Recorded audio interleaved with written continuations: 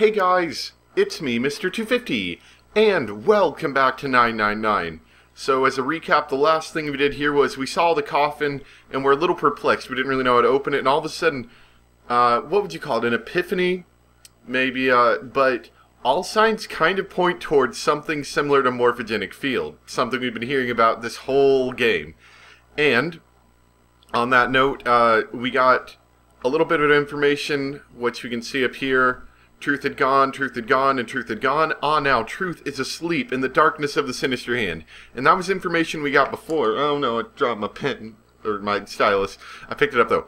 That was information that we had before, but we didn't have this information before Clover was dead. So this is kind of useful actually. So let's continue from here. If he told him he heard a voice, they'd laugh, or worse, they'd think he's going insane. So all he said was, "Oh, nothing." And we've read this a little bit before, but I wanted to make sure that we knew where we were. He cleared his throat a little too loud, and then looked pointedly down at his bracelet. There were a pair of small buttons protruding from either side of it. Oh, that was weird. Sorry. I've been noticing, for whatever reason, I'm really quiet this recording session, and all of a sudden I peaked really loud. Junpei. Press the buttons on the bracelet. What was the order of this? It's alternating, I know that, so it's left. It's either left, right, left, right, left, right, or right, left, right, left, right, left. I'm gonna try this one. I can't remember which one it is. That was it? And we're getting our number sequence again. Which I'm not going to write down this time because we don't actually need it. 8 numbers blinked on and off the bracelet display. Junpei checked one last time. Junpei can't believe it with his own eyes. 1, 4, 3, 8, 3, 4, 2, 1. Huh? Eh?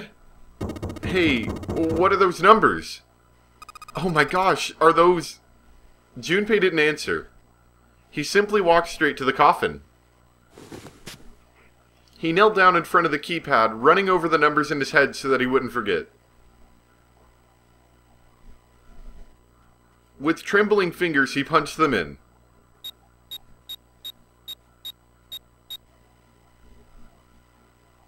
That was all of them. He punched the E button. There was a moment of complete silence. Oh, I mean, we already knew that would happen, but that's got to be an exciting event for them. Then there was the sound of the coffin lid unlatching. Someone sat up out of it. Ah!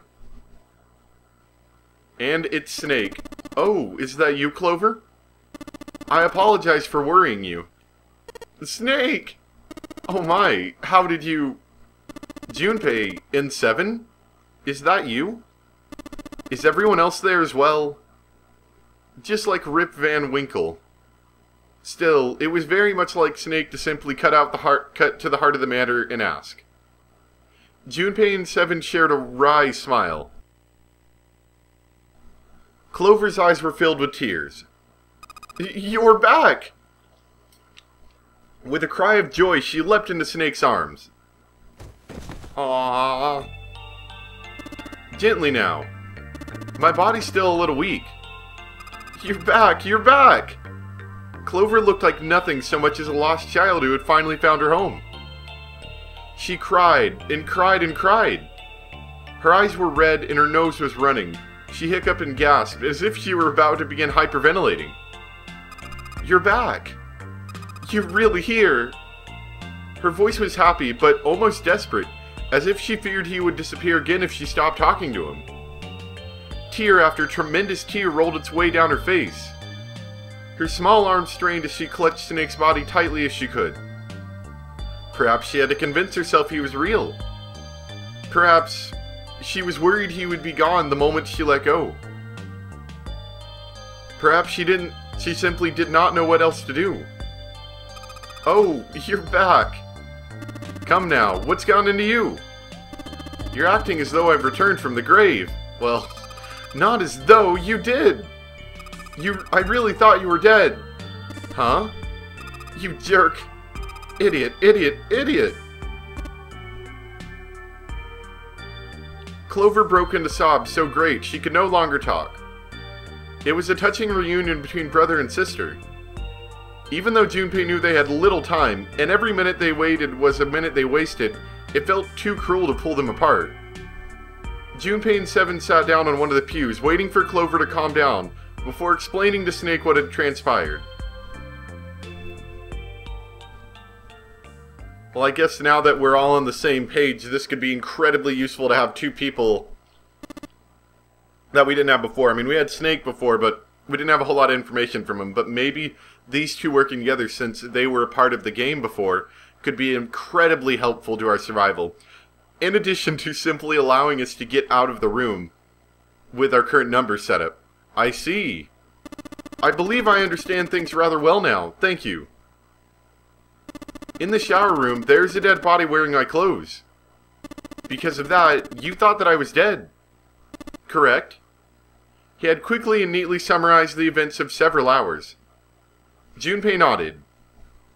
You also discovered a corpse in the captain's quarters, and Santa turned on you here, in this room. Didn't expect that. Do I have it straight? Seven had been rather surprised to learn of the dead body in the captain's quarters. With everything that had taken place, Junpei had simply forgotten to mention it to him, like they had forgotten to mention the second number 9 door. Well then, I've got a pretty decent idea of what happened while I was indisposed, but it's still something of a mystery who did all of this and why. The corpse in the shower room that looked like me, and the corpse in the captain's quarters. Why were they killed in the way that they were? You don't know? No. Why would I? The guy in the shower room. We don't know who he is, so let's just call him Mr. X. Anyway, this Mr. X is wearing Snake's clothes. But you're wearing some kind of weird robes. That means someone took your clothes and put them on Mr. X. We need to figure out who that was. Now that could be useful. I apologize, but I have no idea who might have done this to me. I only now just woke up. I was unconscious during all the events you just described to me. They must have undressed me and changed my clothes during that time. Then, were you knocked out? Or when? When we split up to look for the red. Where did they get you? Do you remember? It was a small room in one of the hallways on C deck. What happened? The same thing that happened to every one of us when we were abducted. A can releasing some sort of gas was thrown into the room. I believe the gas is some sort of incapacitating agent. Very studious of you. Then that means it was 0. Looks that way, huh? There's nothing else I have to tell you. When I woke up, I was in this coffin. Junpei crossed his arms and thought. Why had 0 made Mr. X wear Snake's clothes? How had the results of that trick benefited 0? It was a mystery. Junpei couldn't make sense of it. He also didn't have a satisfactory explanation for how he discerned the key code for the coffin. It just didn't make any sense. Truth had gone, and truth had gone. What did that mean? Maybe it has a double meaning that we could use elsewhere. Did it mean anything? And why Junpei felt compelled to push the buttons on his bracelet after hearing them. Okay. They're pushing morphogenic field more and more. That makes sense. Seven had asked him about it while they waited for Clover to finish crying. He had no answer for him then, and he still didn't. All he could say was that it seemed to have been a subconscious reaction. His fingers had simply moved of their own accord. It was the only explanation that made any sort of sense, and it almost made no sense. Junpei had no idea what any of it meant. His mind was a maelstrom of mysteries, clues, theories, and more mysteries. He could barely think. And of course, Snake and Clover had been subjects in a similar experiment 9 years ago. The ability to access morphogenic field is affected by a couple of things. The first is epiphany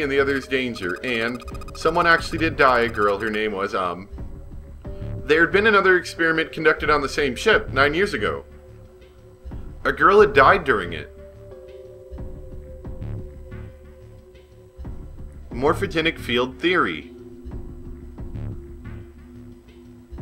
The 2 murders. Switching clothes.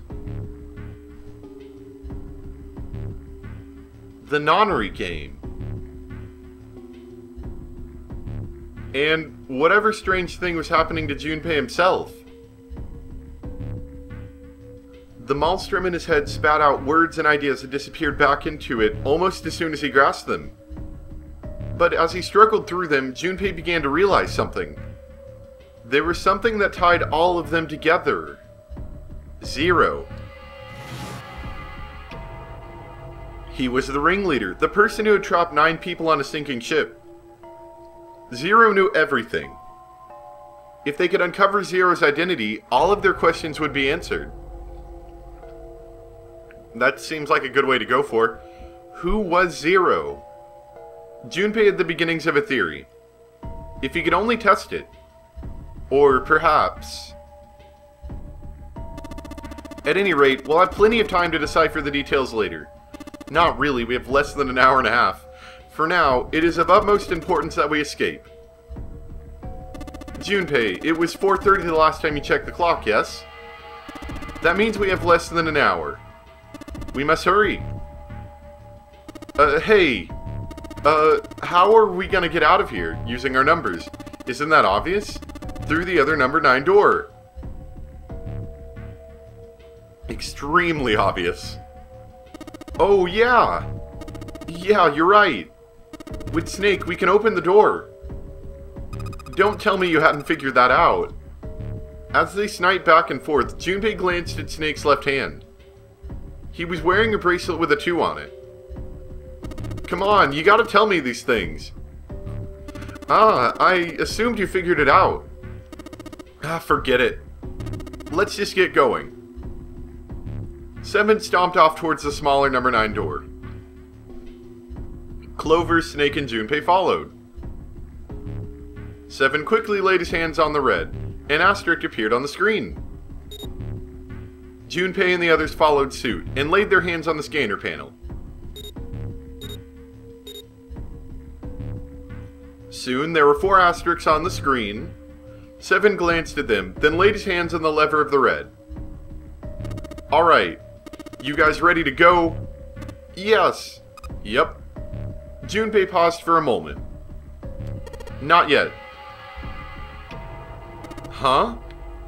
Before we go, I'd like to check something. You want to check something? Yeah, but before I do... 7, could you pull the lever? I want to make sure we can verify with just the 4 of us. Oh, what do you mean? We don't need... Just do it, alright? But if the door opens, don't go in yet, okay? Please. This is really important. I really need to check this, okay? Work with me here. Junpei looked directly into 7's eyes. The older man looked back for a moment, then nodded. Fine. So what is Junpei hoping to do here? 7 pulled down on the lever, and the door 9 creaked open. Then they waited. 6, 7, 8...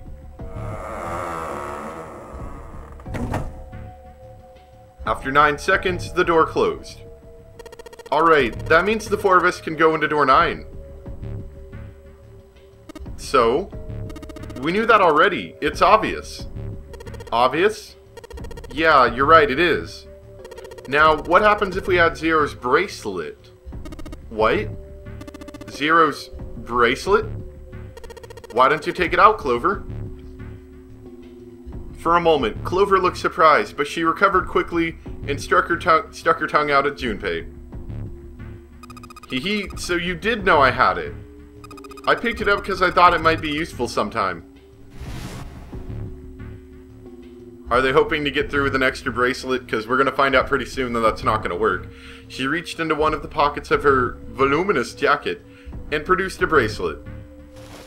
Junpei took it from her and turned to 7. This was in the left hand of the corpse in the captain's quarters. If you look at it, you can see it's got a 0 on the face. Just to make this a little easier to talk about, I'm gonna call the guy we found dead in the captain's quarters Cap.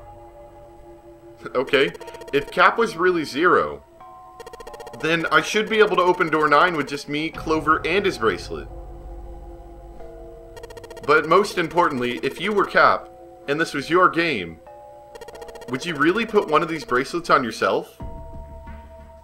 Anyway, let's just give it a shot. Clover, give me your hand. Okay. After he and Clover scanned their bracelets, he waved Caps over the scanner panel. Then he pulled the lever. However, the door didn't open. The Red's display read error. I knew it. Now, what does this tell us? Maybe the bracelet has to be on your wrist in order for it to work? No, that's impossible. Did you see how the panel showed a third asterisk when I scanned Cap's bracelet? Whether or not it's on your wrist doesn't matter. All you have to do is put the bracelet near the panel for it to register. 7 waved his bracelet in front of the scanner panel. Sure enough, a single asterisk appeared on the red. Huh. Looks like you're right. See? So what does that mean? There's only one possibility. That bracelet isn't the number 0. Is that what you're saying? That's right. Then what number is it? Let's find out. Junpei, scan the bracelet with this combination. Give me just a moment if you wouldn't mind. A bunch of people just messaged me at the same time and they're making little flashy signals on my computer and it's bothering me, so I'm gonna get all those really quick and then we'll go back and answer all these. Okay, sorry about that. So, let's see. We knew that it was 6. So we're gonna go with the basis of thinking it's 6, so we need to make, let's see, what's a digital root of 9 that we can make? I guess 18 would be the closest. I can't remember what it was. So, 6 plus 5 plus 2 would give you... Okay, now I remember. So it's 7 plus Junpei plus Cap. And assuming it's still 6, then it should get us through. This combination opened the door, then the captain's bracelet number was 6. Okay, cool, so it's still 6. So now we know that it's 6. I just wanted to skip a little bit of the dialogue that we didn't need. Hey, it opened! The door opened! What? Why? What does that mean? Both 7 and Clover seem rather shaken. As they turn to look at Junpei for answers, the door shut. The door slid heavily shut. Junpei raised an eyebrow. Isn't it obvious? Cap's bracelet number is 6. But doesn't it say 0? This isn't a 0. The symbol on here isn't a number 0. It's the letter O, which I was told in the comments, and that does make a lot of sense. If you use the hexadecimal thing. Whoa, wait a minute. I don't get it. I mean, we figured out that Cap's bracelet number is 6, right? Yeah. Does that mean that there are 2 people with 6s? Before Junpei could answer, Snake spoke up. There is most likely only one person with a 6. But I don't get it. What about June? Well, this is only an educated guess, but I think June's number was never 6 to begin with. Oh. What does that mean? Her bracelet was flipped. In other words, June's real number is... Wait, 9? That doesn't make sense, does it? That seems the most likely. Then all this number door stuff was just a load of crap? Why would you say that? Because if June is 9, then the numbers wouldn't match up. That's what I'm saying. Clover grabbed Junpei's notebook and began to write furiously in it. She's gonna expose all of this that I was thinking, but couldn't exactly verbalize. List of all the number doors June's gone through. And it wouldn't, and if she was 9, if she was actually 9 rather than 6, it would throw off the whole system. Alright, I made a list of all the numbered doors that June has gone through so far. I wrote down which door she went into and with who.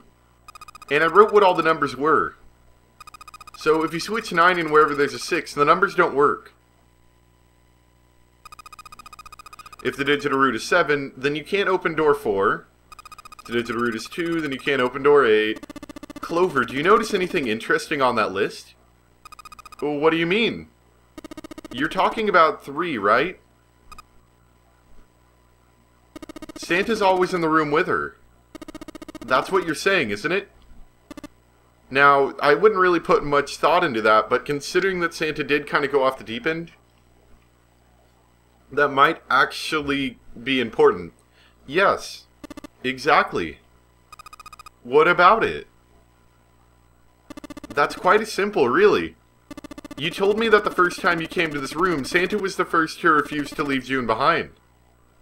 Now, doesn't that beg the question, why? Why would Santa do such a thing? The answer is easy. Because Santa can't open door 9 with only 7 and Lotus. Really? Of course, there's only one reason for that. His number isn't actually 3. Santa's real number... let's just keep going. 7, would you be so kind as to modify my sister's equations? Yeah, sure. 7 took the pen from a confused Clover and began to adjust her calculations. This is what you were getting at, right, Snake? Wait, he's 0? What? He read the changes he made. When he finished, he looked at Snake. Snake smiled. Thank you. That is exactly right, 7. Santa's true number wasn't 3. It was 0. Wait, so is Santa 0? No way. Santa is 0? And June was 9, not 6. On the contrary, Santa was 0, not 3. 3 plus and minus 3, they cancel one another out. Nothing appears out of order. Then that means that even though we set the whole thing up, Santa was still playing by the rules of the nonary game this whole time. Precisely. So, you're saying Santa planned this whole thing? I'm not sure if he acted alone or not. But I think it's safe to conclude that he is 0. Oh, man. Oh, he just didn't seem like 0, did he? He just didn't. There's like... Oh... I mean, I don't know if he's 0, but it definitely seems to be pointing a lot closer to him than it does to the captain guy, if my hypothesis is correct. Clover bit her lip. She seemed to be having some difficulty believing her brother's explanation. Junpei remained silent, in thought. Snake's hypothesis didn't satisfy him. June's bracelet was flipped. Even if that were possible, there would have been 2 number 9 bracelets. And if that were the case... Alright, that's enough talking. Let's go. It's high time we went through that door. Wow, okay. So not only was Santa a crazy murder killer guy, or, you know, extortionist, whatever, he's also 0, possibly. It's a lot more strong of an argument for him than just about anyone else on the ship. Well, that we know of. Door 9 opened. They leapt through. The dead was directly in front of them as they came through the door. Quickly, they scanned their bracelets.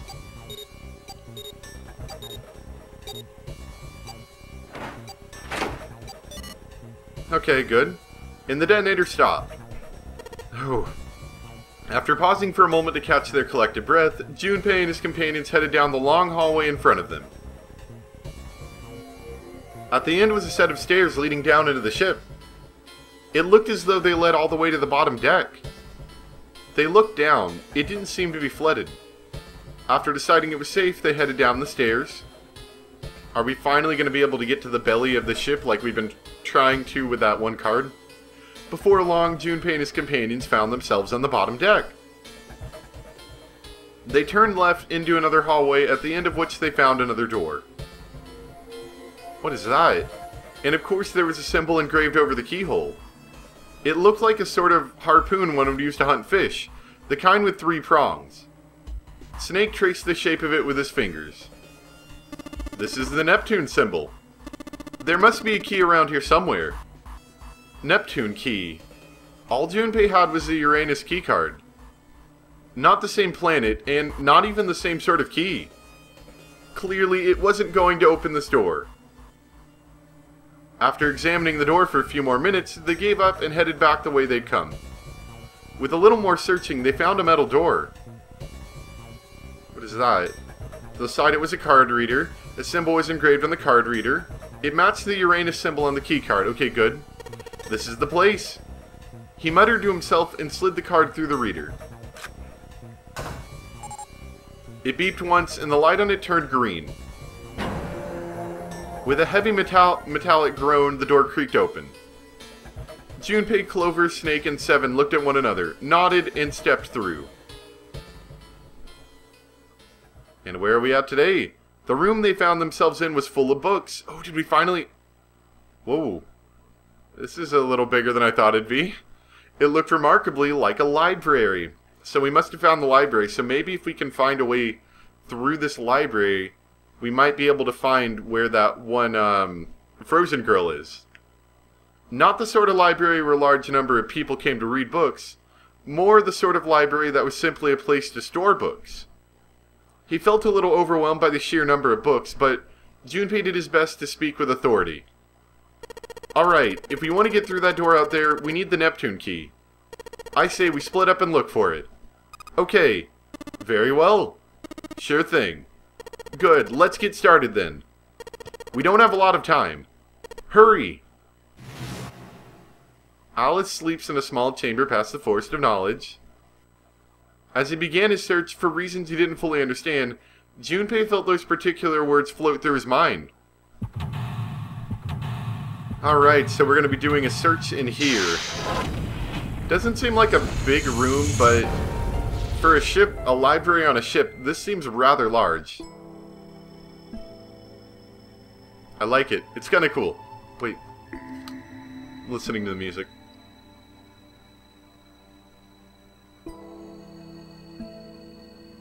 Kind of spooky. Very mysterious.